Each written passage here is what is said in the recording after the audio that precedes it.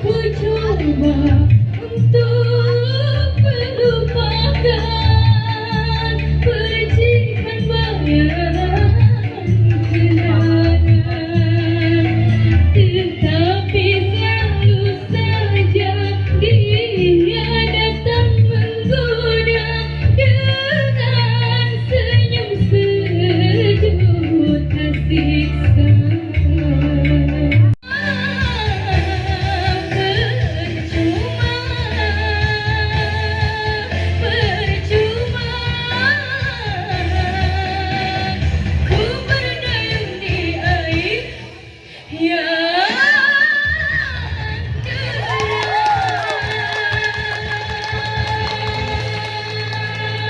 Lalu ku coba